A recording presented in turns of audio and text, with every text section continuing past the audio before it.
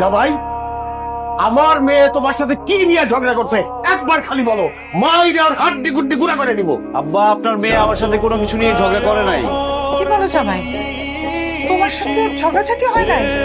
তাহলে তো তুমি এত তাড়াতাড়ি ফোন করে আসতে বললা। ঝগড়া যদি না থাকে তোমার মেয়ে অসুস্থ। না মা, আমি অসুস্থ না, আমাকে ঠিকঠাক মতো দেখো, আমি একদম সুস্থ আছি।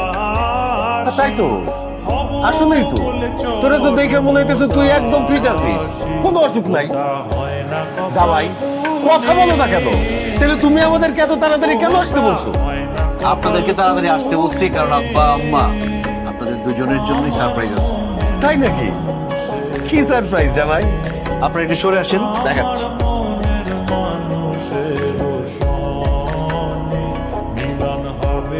এই যে আব্বা, এই হলো আপনার সারপ্রাইজ মোটরসাইকেল।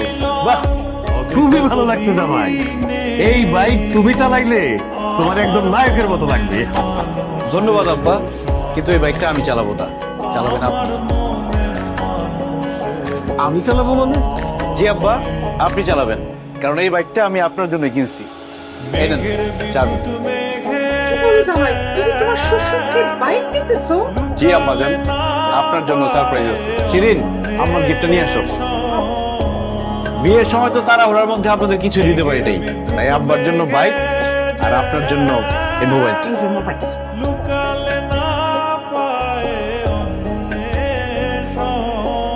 জামাই, তুমি কিন্তু আমার সবাই সামনে ছোট করতেছো। তুমি আমার মেয়ে জামাই, কোথায় আমরা তোমার মোটরসাইকেল দিব, মোবাইল দিব, তা না উল্টা তুমি আমাদেরকে মোটরসাইকেল দিতেছো, মোবাইল দিতেছো, কারণটা কি?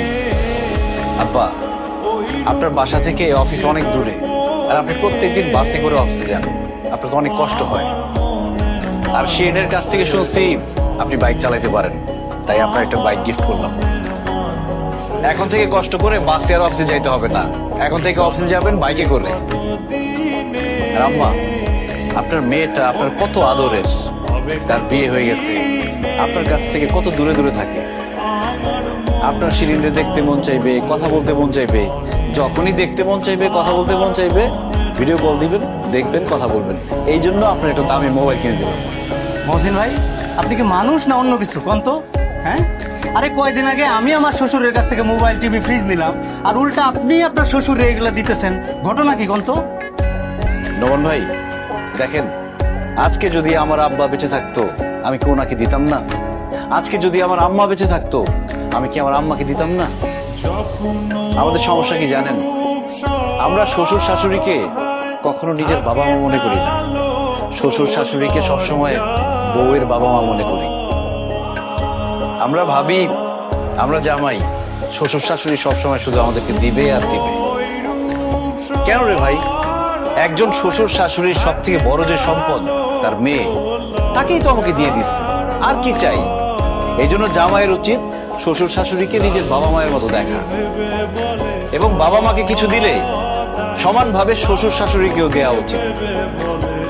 বাবা মাকে খুশি রাখা যেমন একজন ছেলের দায়িত্ব, তেমনি শ্বশুর শাশুড়িকে খুশি রাখা তার মেয়ের জামাইয়ের দায়িত্ব। আর তাহলেই সে সত্যিকারের মানুষ। আব্বা, আম্মা, আমার কাছে টাকা পয়সা, স্বর্ণ গয়না এগুলো মূল্যবান না, আমার কাছে মূল্যবান হচ্ছে দোয়া আর ভালোবাসা। তাই আমি আপনাদের কাছে টাকা পয়সা, স্বর্ণ গয়না এগুলো কিছুই চাই না, আমি চাই সবসময় আপনাদের দোয়া আর ভালোবাসা।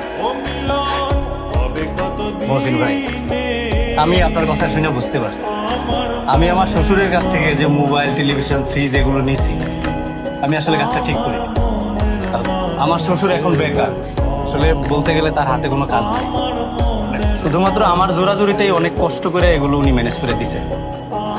আমি আপনার কথা দিতেছি, আজকের দিনের মধ্যেই যা যা আনছি আমি সবকিছু আমার শ্বশুরে ফেরত দেবো। তাই আপনি যদি